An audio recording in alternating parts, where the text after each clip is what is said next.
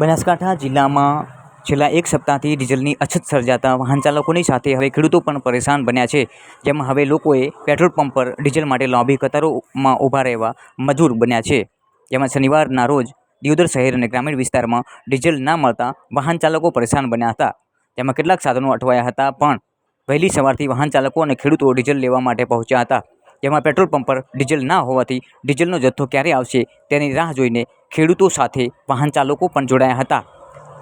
વર્તમાન સમયમાં ટ્રેક્ટર દ્વારા ખેડૂતો ખેતી કરે છે, જેમાં ડીઝલ ના મળતા ખેડૂતોની ખેતી માટે હવે હેરાન થવું પડ્યું છે. બહુ તકલીફ છે, એટલે કોઈ કરીને ડીઝલની વ્યવસ્થા કરે. ભાજપ સરકારને વિનંતી છે ભાઈ, ડીઝલ આપવા છે.